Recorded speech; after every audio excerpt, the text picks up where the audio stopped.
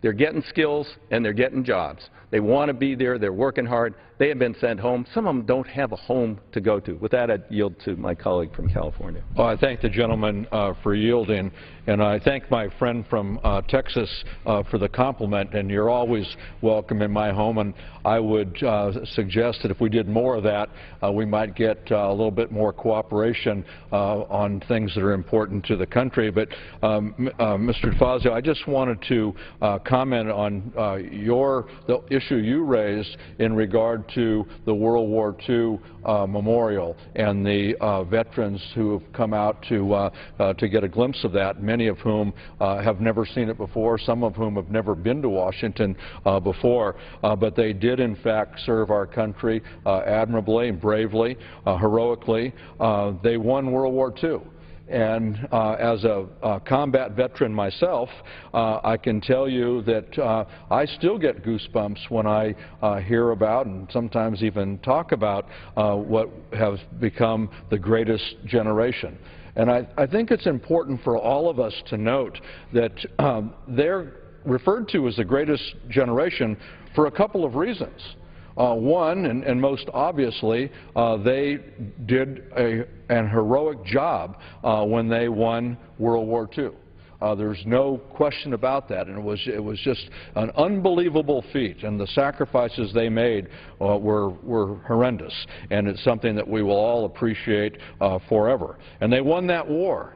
But they're also referred to as the greatest generation because after winning that war, they came home to the greatest nation in the world, and they built this great nation.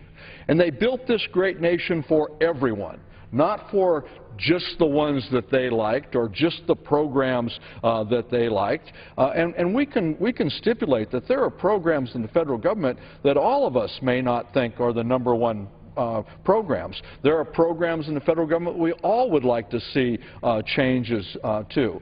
But the fact of the matter is, as our colleague from California pointed out, if you start passing them program by program, we've seen what's happened. Day 5 of the shutdown, we've passed 4 programs, and only partially. It is absolutely ludicrous to think that we can do this.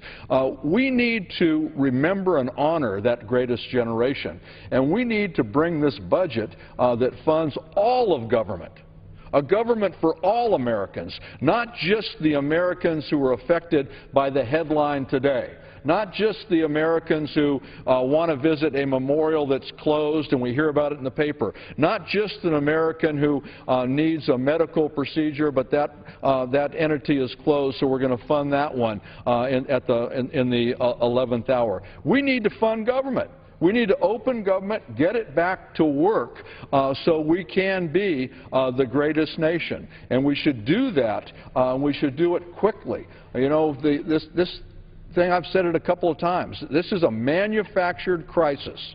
A manufactured crisis. And nobody we represent at home in anybody's district believes that we should operate in chaos.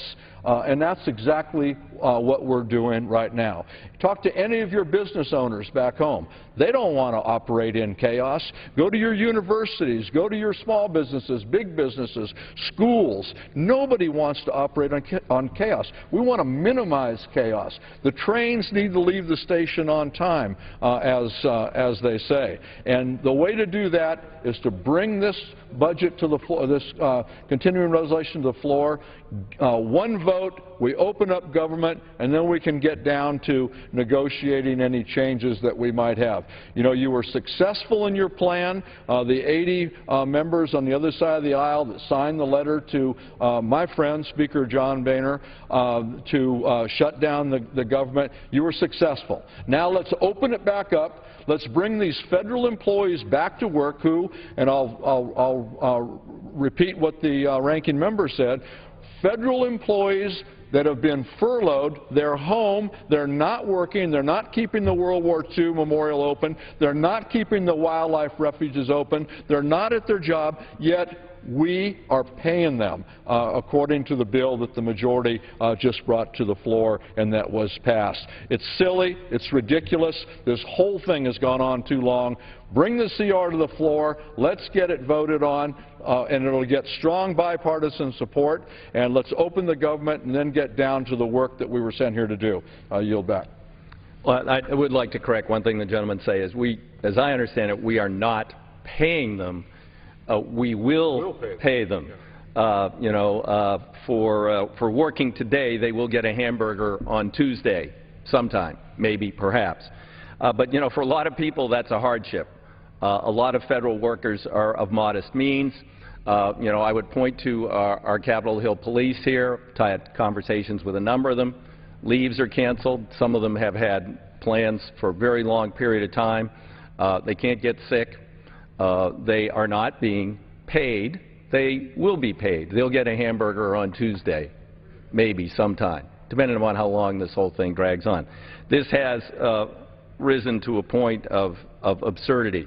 It started out to stop Obamacare from going into effect on October 1st and went into effect. It then became chipping away at Obamacare in ways they knew the President would never sign a bill to do. But I heard just earlier today from a gentleman from Texas saying this is all about the debt and deficit. If it's all about the debt and deficit, this is pretty easy. Let's bring up the continuing resolution that would actually reduce spending from current levels, continue government for 6 weeks while we sit down and negotiate how we're going to deal with longer-term structural problems in our economy, dealing meaningfully with our debt and deficit. That seems pretty darn simple to me. Seems to me we're pretty close to agreement there. But unfortunately, I think there's 30 or 40 Republicans whose agenda is still to stop or repeal Obamacare. So I believe the gentleman who spoke today was probably speaking out of school and not speaking for them. But what he said, and I believe what a majority of Republicans want to do, you could get Democrats to agree to in a minute. Bring up the continuing resolution. We're not very happy with the further reduction in spending levels across the board. Dumb way to cut, but we'll accept it for 6 weeks while we work out a longer-term deal. With that, I yield back the balance of my time. The gentleman yields back his time. Thank you.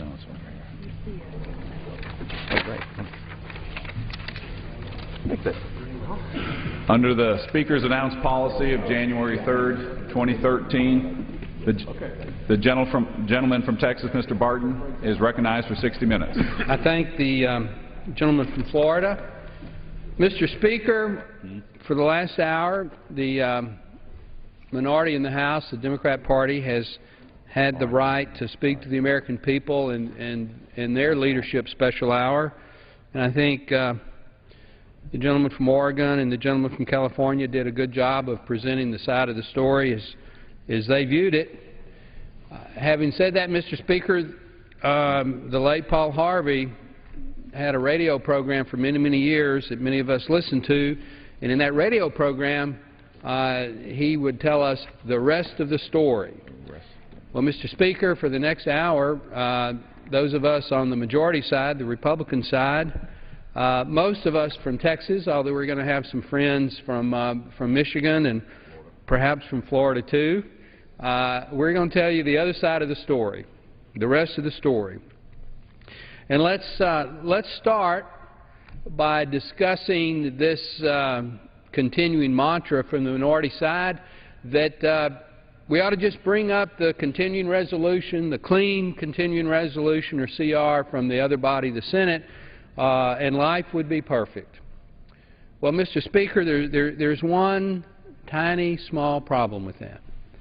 And that is, Mr. Speaker, that continuing resolution funds the discretionary part of something that is legally called the Affordable Care Act, but most people in the United States are now calling it Obamacare. Mr. Speaker, Obamacare is a huge new entitlement. It's not just another federal program. It changes fundamentally the way we practice medicine in the United States of America. It changes fundamentally the rights of Americans. Mr. Speaker, Obamacare mandates, forces every American, they have to have health insurance whether they want it or whether they need it. A huge new right taken away, right, freedom. You know, heretofore we've said that people had the right to choose whether they wanted health insurance or not, and now we're going to tell them at the federal level they have to have it. That is not a trivial right to take away from the American people. Mr. Speaker, the Affordable Care Act, Obamacare, mandates that every employer that has at least 50 employees must provide health insurance. Now, heretofore, health insurance had been considered a fringe benefit. Some employers provided it, some employers did not. Now, according to the Affordable Care Act or Obamacare, you have to provide health insurance. What that's done, Mr. Speaker, is caused many small businesses to reduce their workforce, to change their work hours. Many employees that were full-time 40-hour employees have become 20 or less than 30-hour part-time employees. Again, a huge change in the way Americans have conducted their business. Mr. Speaker, there are many mandates in the Affordable Care Act or Obamacare that relate to how you practice medicine. Many health care practitioners have told me in my district that they're going to not practice. They're going to retire. They're not going to put up with all the mandates. They're not going to put up with all of the paperwork. Again, something that is fundamentally changing the United States of America. And Mr. Speaker, in the Affordable Care Act or Obamacare, there are all kinds of mandates on what has to be included in insurance, how the insurance companies have to provide it, what the premiums they can charge. Because of this, Mr. Speaker, many insurance companies have raised their premiums. Many insurance companies have changed their policies. Again, a fundamental change. So, Mr. Speaker, when our friends in the minority on the other side say, just bring up a clean CR and we'll vote for it, they don't point out that that clean CR includes funding for Obamacare. It is, again, a fundamental change. A fundamental change, Mr. Speaker. And most of us on the Republican side, the majority side, don't want that. We want the freedom to choose. I would ask my friends on the minority side, if Obamacare is so great, why does it have to be mandatory? Let's make it voluntary. Republicans happen to support many of the things in it. We support coverage for pre-existing conditions. We support allowing young adults to stay on their parents' life insurance until they reach the age of 25 or 26. We support the concept of the public exchanges in the Republican alternative. When Obamacare was passed, we had something called co-ops, not exactly like these health exchanges, but certainly similar. So again, if this act is so good and so great and everybody loves it, let's make it voluntary. How about making it voluntary for a year and just deciding if that let the people choose. If these health exchanges are great, people are going to flock to them. If all these mandates are really worthwhile, make them voluntary and based on free choice in the market, and most of those will be accepted and implemented. So that might be an alternative at some point in time to consider. Take all the mandates away, leave the structure of the law, and let the American people choose whether they wish to participate. So anyway, Mr. Speaker, there is another side to this story. In the next 50 minutes, 55 minutes, the Texas delegation on the Republican side, with some help from our friends in other states, we're going to tell you the other side of the story. And with that, I would like to yield to Mr. Weber, Congressman Weber from Friendswood, Texas, such time as he may consume. I thank the gentleman, and I thank the Speaker. You know, it's interesting. We see that in 2010, the other side of the aisle, the Ds, had no problem passing this humongous takeover of health care. Funny, they had no problem that the Republicans were against it. They had no problem that Americans, the majority of Americans, were against it. And, Mr. Speaker, they had no problem that the majority of the business community was against it. They had no problem that there wasn't any bipartisanship involved. And now they have no problem blaming others as a result of this government shutdown, of this failed legislation, this not ready for prime time hostile takeover of almost a sixth of the economy. In short, the other side has no problems. I guess that's right. Now, the Affordable Care Act is the American people's problem. And yet they continue to blame us. They continue to demagogue and say, it's all about us. We have a president who will not negotiate. He will negotiate with terrorists.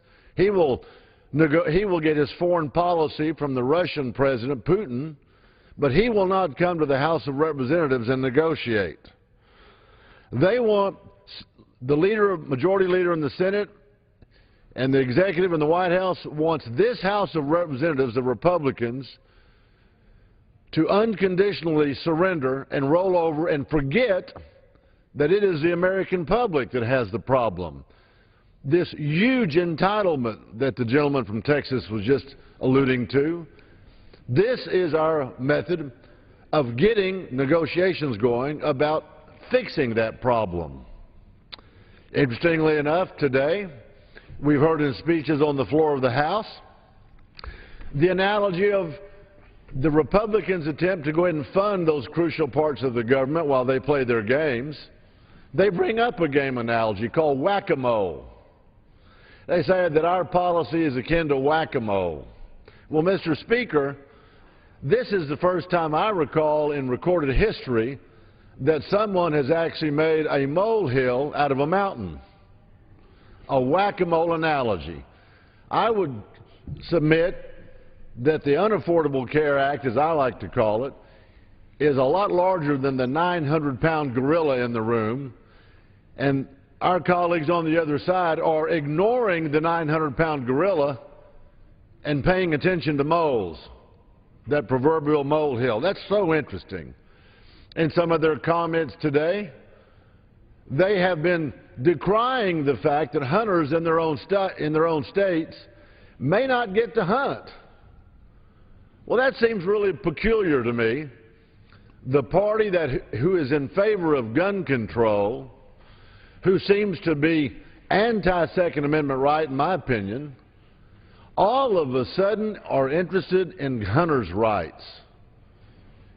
As Mr. Rogers from the old TV show used to say, can you spell hypocrisy?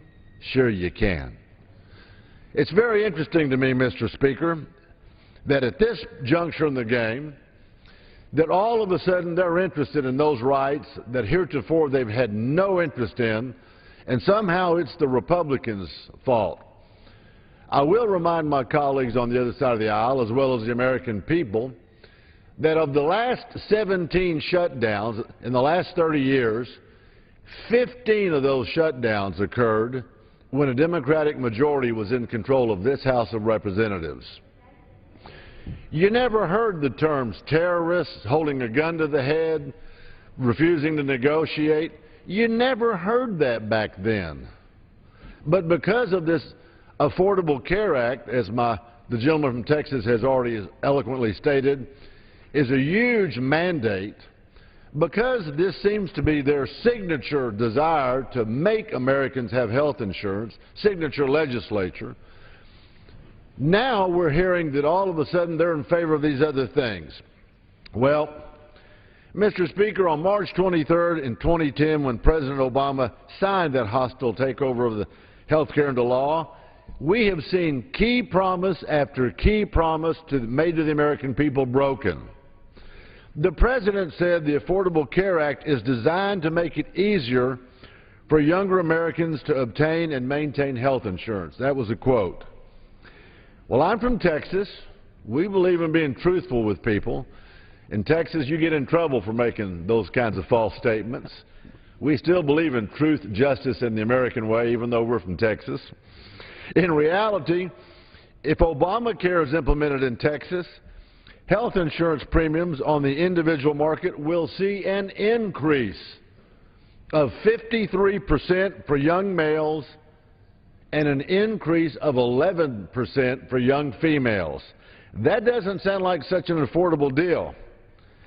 To top that off, those who live in Texas could see premiums increase of up to 43% in the individual market and 23% in the small group market.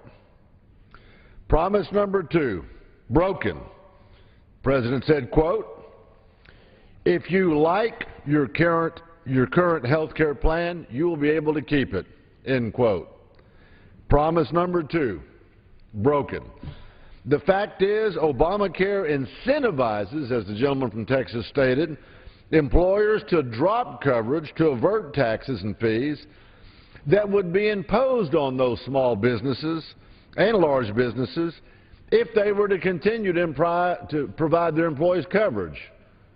Home Depot, UPS, to name a few, have dropped tens of thousands of covered employees from their plans just at the outset of this. According to the CBO, 7 million people will lose their employer-sponsored coverage, nearly double the previous estimate of 4 million.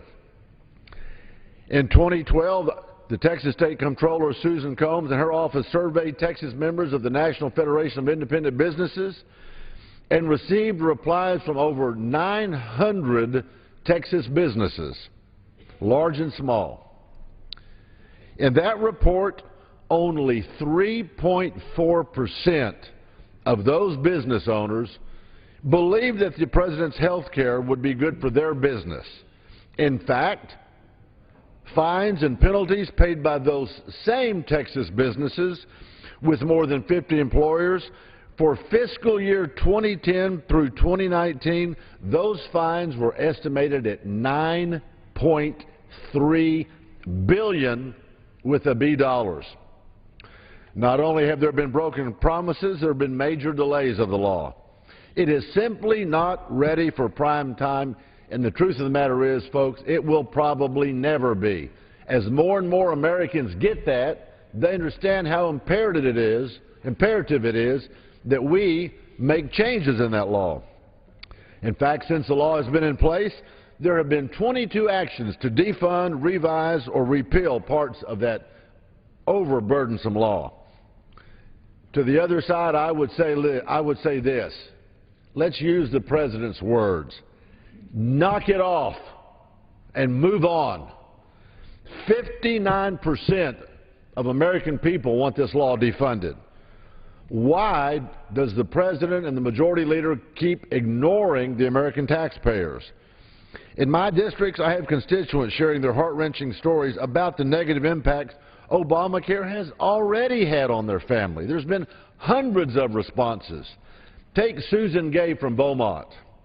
She said, quote, "My husband and his coworkers lost their overtime 2 years ago from the vote for Obamacare. We are now still frightened he may lose his jobs as he works for a small business. He may lose his job as he works for a small businessman locally in Beaumont." Susan, I hear you. The Republicans hear you. We're fighting for you, fighting for your husband and his coworkers and millions of others that have already been negatively impacted by the President's hostile takeover of the health care system. Folks, your House of Republicans are making every effort to get rid of this law. We have introduced replacement bills that will empower the individual and make affordable health care more accessible for everyone. Folks, there is a better way. It is high time that the President and the Senate get on board with us in the House if they truly want to help and listen to the American people. I'm Randy Weber, and I'm proud to be a Texan, and I yield back. We thank you, Congressman Weber. And before I yield to my friend from far north Texas, Mr. Benishak of the 1st District of Michigan, I want to read into the record a comment that I received on my Facebook page. Now, most of these comments are from Texans, some of them are not. I'm not sure the location of this gentleman.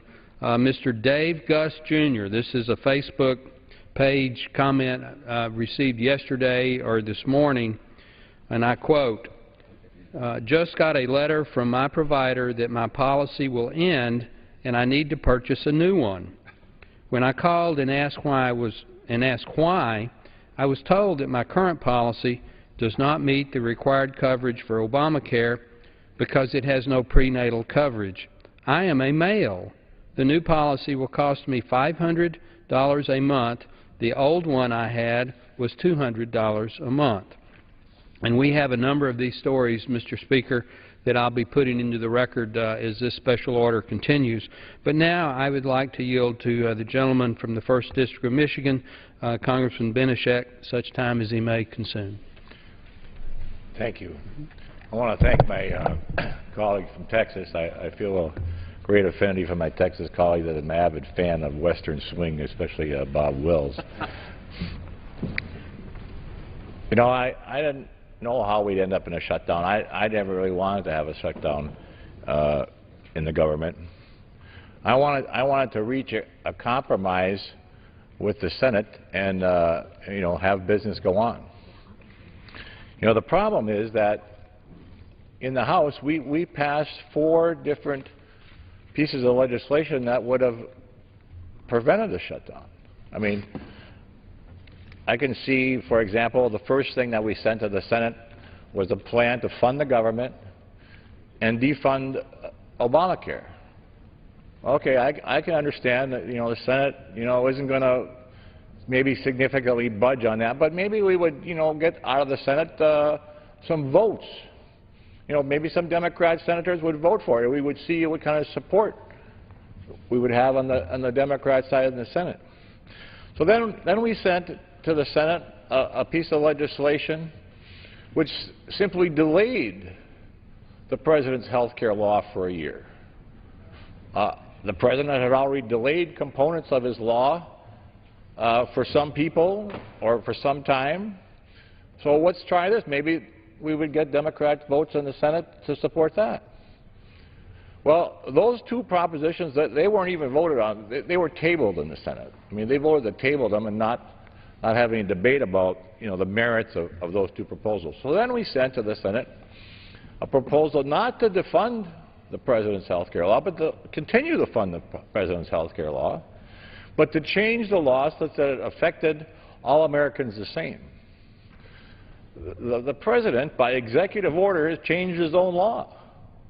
Contrary to the law, he wrote an executive order to change the nature of the law so that employers were exempted from their mandate. In other words, the law mandates that employers provide insurance for their employees or suffer a fine. The law also demands that individuals buy insurance or suffer a fine. Well, the President saw fit to change the law so that major employers don't have to pay a fine, delay the enforcement of that part of the law for a year, despite the fact that the law doesn't go for that. And when is the President allowed to change a law by edict, by his signature? When we change laws in this country by statute, should we allow a President to change the law at his whim? Another aspect of where the President changed the law is he changed the law to give special privileges to members of Congress, that the members of Congress who have to go to the exchange would be afforded a subsidy, unlike anyone else who has to go to the exchange. So how is the President changing the law to give special privileges to Congress, something that the American people should be for. I think that the American people want the law to apply to everyone the same. So the third thing that we asked for from the Senate was simply change the law so that the law applies to the Congress, to the President, to the Vice President, the same as it does to every other American, and to afford the individuals the same delay in the law that the President granted to, his big manufacturers, some of his favorite unions. Not all unions got it. Why not all Americans? So that's what we asked for in the Senate.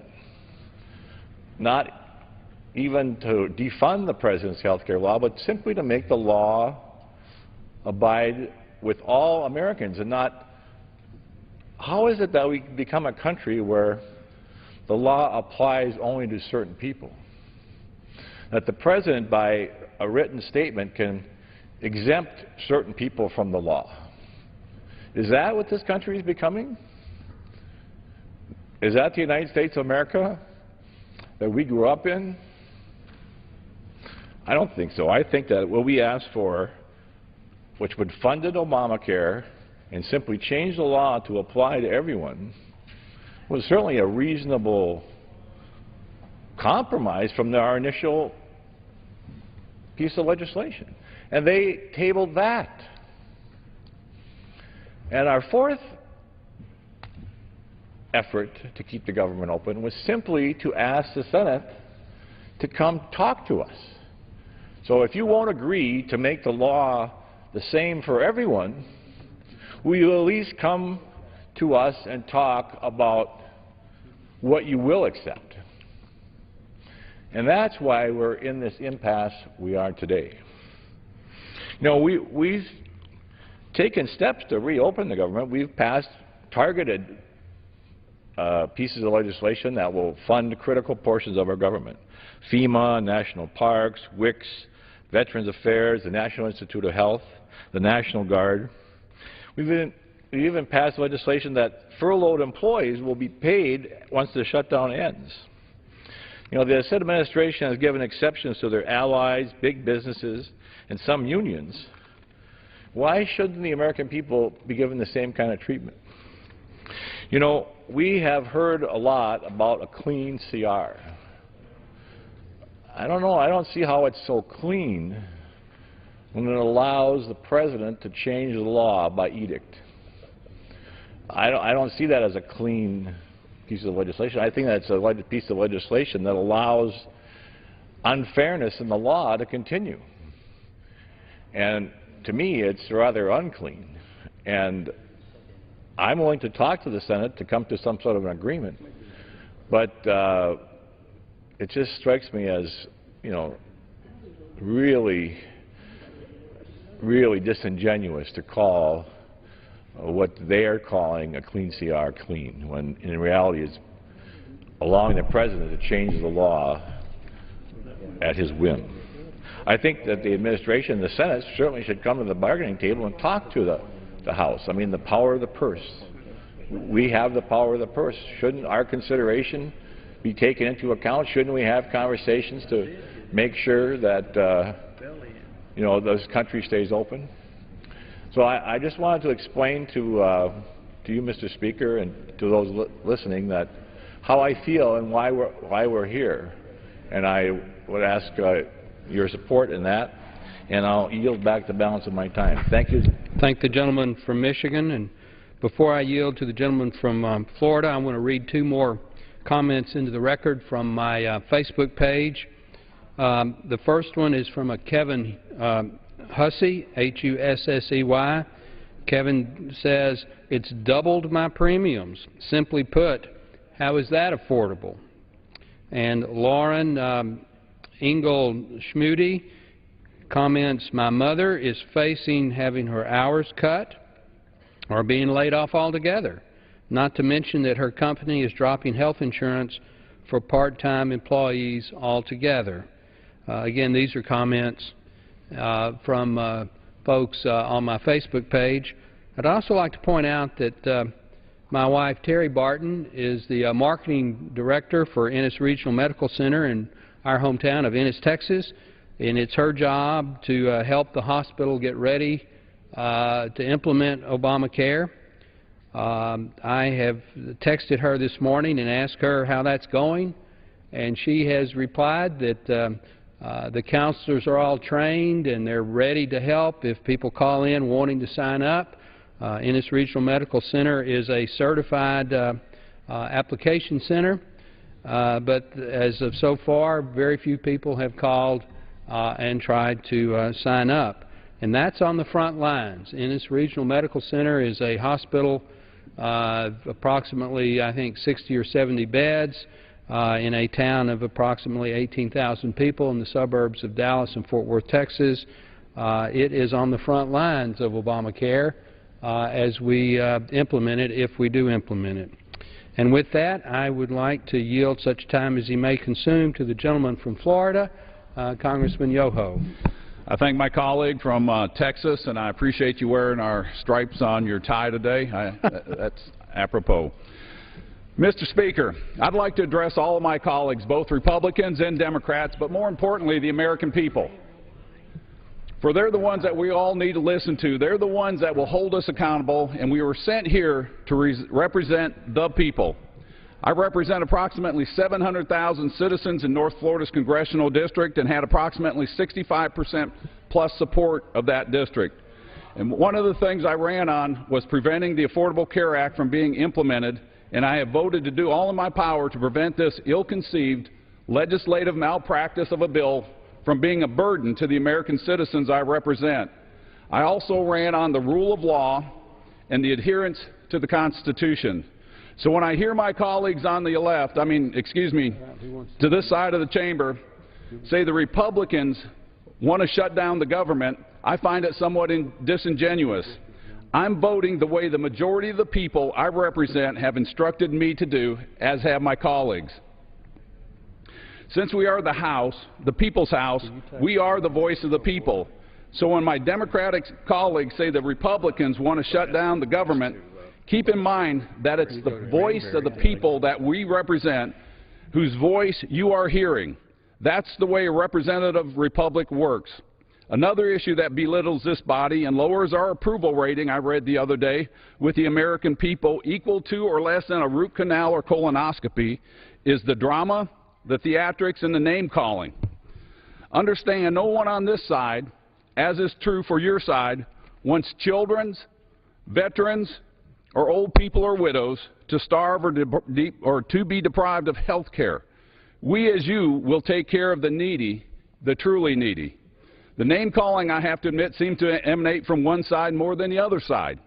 I've heard childish, angry words like jihadist, terrorist, anarchist.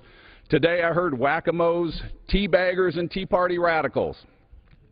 Now it's interesting, the word Tea Party reminds me of a time in our history. In fact, it was a pivotal point in this country in gaining its independence from a tyrannical government under the rule of law by the King of England. And I'm so thankful that the colonists at this time rose up in opposition to a minimal tax placed upon all the tea sold into America. That led to the Boston Tea Party. So it's ironic, or so isn't it ironic, that after 237 years we have created a government that not only says you must pay the tax, but you also must buy our tea. Can you say the Affordable Care Act? So is it any wonder that today there is a new Tea Party in America with a mindset of limited government, fiscal responsibility, free enterprise, personal responsibility, and the Constitution? The Tea Party is a movement. It was a spontaneous movement that happened throughout this country. There's no national leader. There is no national headquarters. The American people said they were tired of Washington and the gridlock and politics as usual, and that led us to where we are at today. And they said, like I did, I had enough. Now, as far as shutting down the government, nobody I know wants to shut down the government, because in the shutdown, who pays? The American people pay. Therefore, it would behoove us to negotiate a settlement to keep the government up and running for the benefit of these people and for this great country. The Republicans have offered at 4 different times CR legislation that represented the voice of our constituents to keep the government open. 2 of those offers were outright rejected by the President himself and the Leader of the Senate, Mr. Reid. We worked through last Saturday up here until 2 in the morning and passed more legislation to resolve this issue and compromise. We did not hear back from either side, the President or Mr. Reid. Then many of us in the Republican Party were on the Senate steps of the Capitol on Sunday afternoon asking for a chance to sit at the table, just to negotiate in conference to stop this gridlock and get America back to work again. Again, silence from the President and Mr. Reid. We did not hear from the President or Mr. Reid until Monday afternoon. Their answer was no negotiation, which translates to our way or the highway. On one other point to clarify is for the House Senate to go to conference over the budget. Yet the Senate didn't offer a budget for over 4 years, the last 4 years. But now all of a sudden it's a problem if we don't go to conference. Again, one side is being disingenuous to the American people because a budget does not fund our government. A budget is a wish list of the House of Representatives, of the Senate, and the President. Appropriations are what funds this government, and the House has passed 4 appropriations bills, and the Senate has failed to bring those up for approval by the Senate and then send over to the President to sign. So again, America, you're being fed misinformation. That is why this government is shut down. The American people need to hear the other side of the story. They need to hear that we amend our bills, the CR bills, 4 times from the House to negotiate with the Senate. They need to know that we requested to go to conference to resolve our differences the way a republic is supposed to work, the way differences have been resolved in this esteemed body since its inception. Mr. Speaker, let's add an air of dignity to this damaged body. Let's end the name-calling. Let's end the bickering. Let's go to conference on a continuing resolution, hash out our differences, and get this government up and running again. And let's focus on the ensuing tsunami that's coming called our debt ceiling. This is a time for us not to be Republicans or Democrats. This is a time for us to be Americans. It's what the American people expect. It's what the American people deserve. And it's what I came to Washington to do. And I thank my gentleman from Texas. Thank the gentleman from Florida. I want to read a couple of more comments from my Facebook page that have come in the last days. This is from a gentleman named Richard Lay. Since Obamacare, my insurance rates have gone through the roof. Every teacher I know has seen their monthly insurance rates increase by more than $200 to $300 per month. One teacher's went up by $400. Mr. Anthony Rhodes from Arlington, Texas writes, my rates have increased over 15% a year for the last 3 years. Last year and 3 years ago, my deductibles also went up 20% and 50% respectively. There has been nothing affordable about my health care for the last 3 years. I have less coverage and it costs me more, and even if I wanted to cancel it, I'm better off paying the high prices because I get hit with a penalty tax if I cancel. I get fighting mad just thinking about the mess of legislation that was passed so that we could find out what's in it. And with that, would yield to the gentleman from the 11th District of Texas, Mr. Mike Conaway from Midland, Texas, such time as he may consume. Well, I thank my colleague from Ennis, Texas. I appreciate his hosting this hour. Mr. Speaker, as we all know, this Affordable Care Act, or Obamacare, or as most of the folks in District 11 want to refer to it as the Unaffordable Care Act, was passed in this House by the slimmest of margins in March of 2010, and then passed without, frankly, one Republican vote. It was also passed in the Senate by parliamentary tricks that were used to avoid the 60-vote issue that they lost once they lost the Ted Kennedy seat to Scott Brown, and it eliminated their ability to cram it through there. They had to resort to some parliamentary issues, again, with not one Republican vote to make that happen. So while our colleagues on the other side may say that this is currently the law of the land, that was 3.5 years ago. Today, poll after poll is showing that the American people are expressing themselves that they do not want this bill and the underlying requirements and costs associated with it crammed down their throat. Much like those now infamous words of Speaker Pelosi when she said that we were going to have to pass this bill before we know what's in it, the American people are going to have to suffer through this flawed rollout in order to understand what's in it that they don't like as a part of the implementation of this deal. Mr. Speaker, we've had to resort to a government shutdown, quite frankly, to try to get this President's attention and Harry Reid to force them to come to the table. It is almost unconscionable to hold the American people through their government hostage like that, but that is exactly what this President and Harry Reid have wanted to do. We have time and time again, has been recanted already on in this floor today, tried to find common ground with this President and the Majority Leader in the Senate to come to agreement on those parts of funding the government that are unrelated to the implementation of the Affordable Care Act, areas in which we thought we could agree. One of the first was the bill that passed unanimously in the House to fund the the Department of Defense and the related contractors while this shutdown is going on so that they would not be impacted by it. We've then sent a series of bills across this House floor in which we've gotten good bipartisan support. We've had 25 Democrats agree with us on continuing the funding of pediatric research. We've had 23 Democrats agree with us that we should reopen our parks and memorials. We've had 35 Democrats agree that veterans' benefits should not be impacted by this. We've had 36 Democrats agree with us that the National Guard and Army Reserve should be paid for their monthly training. We've had 23 Democrats to join us on disaster relief. And just today, we've had 189, 100% of those voting Democrats agree with us to pay furloughed government employees once this conflict with the White House and the Senate is over, and 184 of them agreed with us that the federal government should continue to provide religious services to our armed forces while this is going on. In addition to these efforts, the House passed by voice vote a bill that would allow the District of Columbia to continue to operate using its own resources, not federal general revenues, but its own resources. It was UC'd, as that phrase is used in the Senate, and passed by the President. So this President and Harry Reid have had a very checkered pattern of supporting some issues that we thought we had common ground on, but not supporting others, including Harry Reid's now callous comment that with reference to children with cancer is why would we want to continue that funding during this time frame. Mr. Speaker, analogies are always dangerous, but this one I think fits. During the Cold War, the Soviet Union built a wall in Berlin and across East Germany, separating East Germany from West Germany. Well, I would argue that we are in another Cold War today with this President and with Harry Reid in the Senate.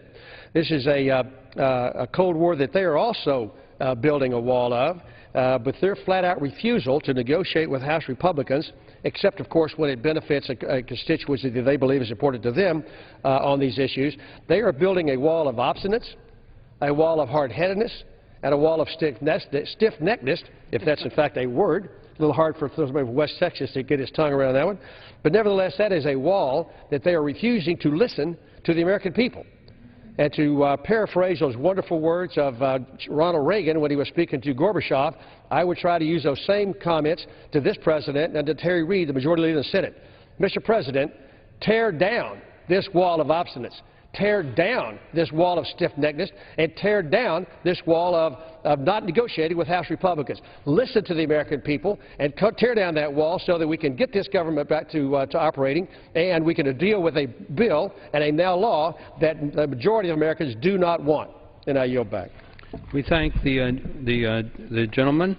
And before I yield to the congressman from the 4th District, Mr. Hall, let me read a few more comments into the record from my Facebook page. This is from a Kevin Jones. It hasn't hurt me yet, but it will. I don't have medical insurance, don't want medical insurance, don't need medical insurance. I pay my own way. Because I am self-pay, I'm able to negotiate some nice discounts on my medical bills. Obamacare will just be another tax on me. This is from a lady named Teresa Stone. I had a job that I did well, but because I was expensive and getting old, I'm turning 54 in January, to save money I was let go in February for absolutely bogus reasons. I'm collecting unemployment, but that ends in January. I lost my insurance when I lost my job. I can't afford my bills, house, food, and insurance, so I am uncovered. I will never sign up for Obamacare, ever. That's from Teresa Stone. With that, I want to yield to the gentleman from Rockwall, Texas, of the 4th District of Texas, Mr. Ralph Hall, a decorated World War II veteran and in my opinion, the absolute nicest man in this Congress, Congressman Hall, for such time as he may consume. I thank you, and I thank you for those compliments. You read them out just exactly like I wrote them for you.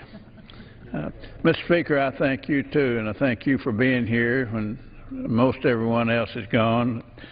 Obamacare was forced through the Congress without a single Republican vote. And just think about that for a second. Not one Republican vote. I don't know if that's ever been done. I think Charles Krauthammer says it best in an article from yesterday's Washington Post, and he said, and I quote, "From Social Security to civil rights to Medicaid to Medicare, never in modern history of the country has major social legislation been enacted on a straight party line vote. Never. In every case, there was significant reaching across the aisle, enhancing the law's legitimacy and endurance. Yet, Obamacare, which revolutionizes 1/6 of the economy, regulates every aspect of medical practice and intimately affects just about every citizen, passed without a single GOP vote." Mr. Krauthammer is not alone in being concerned about this country. We're concerned about not the members of this House, either body or the Senate, but the concern of everyone that has children or cares about children. Jobs, talk about jobs. There are no jobs now, whether you're educated or not educated. They don't look to a job. And by the time this president exits, they're not going to find any employers. That's how serious it is. This is a real problem, Mr. Speaker, and I'm afraid it's going to bankrupt the families and bankrupt businesses in the 4th Congressional District, which was the 3rd largest user of manufacturers in the entire United States Congress, House or Senate, in 1911. I have not seen the words for 1912. We're forcing people to buy insurance that they can't afford, and if they opt out, we fine them. And then they can't even afford the fine. What a train wreck. Go ahead and go to the website and sign up. There are reports from all over the country of glitches, confusion, and frustration from those who have tried. And now we're hearing that the federal government will be shutting down the website for repairs. You should think after 3 years of planning that would at least be able to sign people up. This is clearly not the case, and they're clearly not ready for prime time. I think this is a sign of things to come under Mr. Obamacare, Mr. Speaker. I'm also concerned about data security in this system. Given no government's track record, I'm worried that people's personal information could get out. All of us have good and honest relationships with our doctor. We trust each other. We do not need the government to get in the middle of that relationship. The push for Obamacare covers all Americans. And now, according to the Congressional Budget Office, 30 million will still not be covered in the year 2022. So what's going on here? This is just one giant tax on American people. If you don't sign up, you get taxed. If you do sign up, your rates will go up, and some reports are saying as much as 400%. In closing, I'll just say another push for Obamacare was to bring down the cost of health care. According to the American Action Forum, health insurance rates for people between the ages of 18 and 35 will go up substantially. Premiums for this group before Obamacare averaged about $62 a month, and now the premiums for these youngsters will be on an average of $187 a month. That's triple the cost. How is this helping? My constituents are opposed to this bad health care law.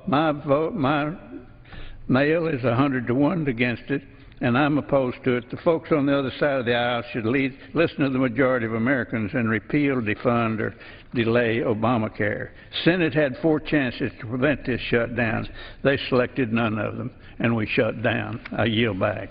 We thank the gentleman from the 4th District and would point out to the Speaker that yesterday Congressman Hall was one of the Texas congressmen who went to the World War II Memorial to make sure that our veterans on our honor flight were allowed in to see it. I want to read one more into the record before I recognize the gentleman from Flower Mound, Texas, Dr. Burgess. This has come in as we've been doing this special order, Mr. Speaker. It says, "Hi, Joe. Keep up the good battle today. I'm tuned in to C-SPAN with a close eye. I received notice last week under the Affordable Health Care Act that my insurance will be doubling almost, from $113 a month to $207 a month. I'm a 35, non-smoking, healthy female. Who am I paying for? I've had enough. I'm working hard to cover the non-working society. Frustrated, keep up the fight. Katie Hoffman in Minneapolis, Minnesota. And then one more. Dear Representative Barton, just want to express my support for your efforts. I'm watching you right now on C-SPAN. My wife and I received a certified letter recently from our insurance provider, Cigna, informing us that our health insurance plan is being dissolved effective January the 1st, 2014. I believe the President knew he was lying when he boldly proclaimed many times that if people liked their insurance coverage, they could keep it, period. He knew, or should have known full well, that the Affordable Care Act would cause many insurance plans to shut down, and now this has become the sad reality. I cannot trust anything the President or this administration says anymore, and that's from a gentleman named Tim Rushi. With that, I would like to yield such time as he may consume to the gentleman from Flower Mound, Texas, and Denton County, Texas, Dr. Mike Burgess.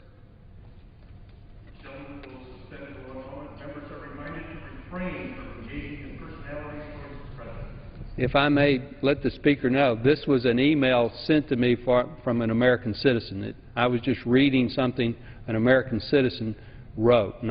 Is not my remarks. Members are reminded to refrain from engaging the personalities towards the President. Gentleman from Texas.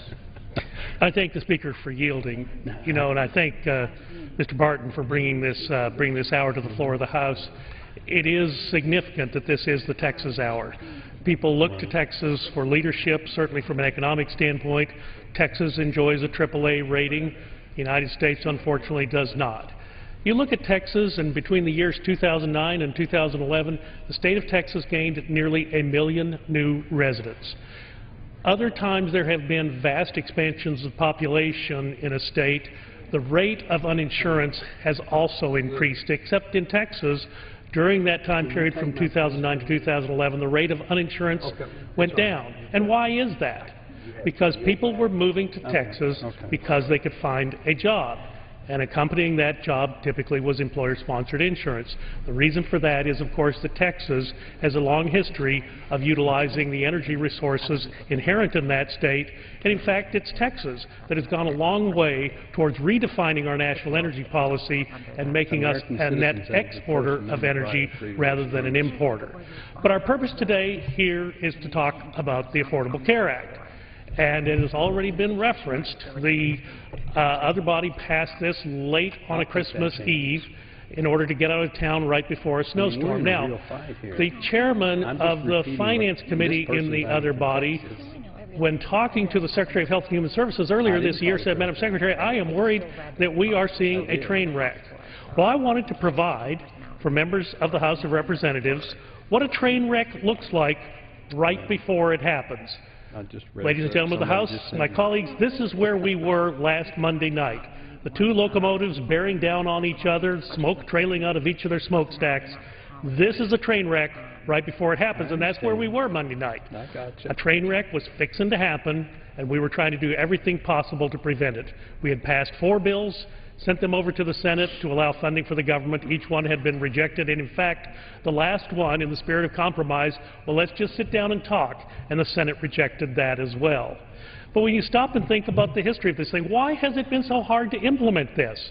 The reason it has been hard to implement this is because this was never intended to become law. The House of Representatives never had a single hearing on what at the time was known as H.R. 3590. It was passed in the Senate without a single Republican vote, the midnight hour on Christmas Eve, and every senator thought, we'll get a chance to go to conference and fix it. We know there are problems, but we'll get a chance to fix this. But they didn't, because they lost their 60th vote in Massachusetts, and the Senate Majority Leader told the Speaker of the House at the time, there's nothing else I can do. I've given you I've put everything into it. I can't pass this again in the Senate, because he lacked 1 vote. And I just ask people in this body on both sides of the aisle to think back. Lyndon Johnson was a member of this body. Lyndon Johnson was Majority Leader in the Senate. Lyndon Johnson was President. Can you imagine Lyndon Johnson not passing the Civil Rights Act because he lacked one vote? Can you imagine Lyndon Johnson not passing Medicare because he lacked one vote? No. He would have exercised Senate leadership or presidential leadership, and he would have gotten that vote, and he would have made it happen. Both of those, by the way, passed with bipartisan majorities in both the House and the Senate. So don't fault the House of Representatives because of how bad this thing. Don't fault the representatives because the people of the United States do not like this thing. Don't fault the United States House of Representatives because they couldn't even get their informatics piece correct with 3.5 years and billions of dollars. Why did the site crash in the first couple of days? They knew it was coming. They knew there would be great interest in this. Look, Amazon is able to do that. Amazon handles what? How many millions of hits a day? Facebook, certainly a non-essential site on the Internet. How many transactions does it handle a day? How could they not be ready? This is, after all, the President's signature piece of legislation. I get criticized because they say, well, Republicans haven't tried to fix it. Republicans have tried to fix it. We have passed 7 pieces of legislation that have modified the Affordable Care Act, and the President has signed them. The President himself has laid portions of this law down not to be enforced for whatever period of time he says. Certainly people can't sign up for pre-existing condition coverage now. They have to wait till the first of the year. That window's been closed since the 1st of February of this year. The employer mandate went away right before the 4th of July weekend. Reporting requirements also suspended right after the 4th of July weekend. The President has put more pieces of this law on hold than any member of this House could ever do. I appreciate so much the gentleman from Texas holding this hour. I'm privileged to have been a part of it. I did want to remind people what a train wreck looks like right before it happens. And with that mental image, I will yield back to the gentleman from Texas. All right. Could I inquire of the Speaker how much time we have remaining in this special order?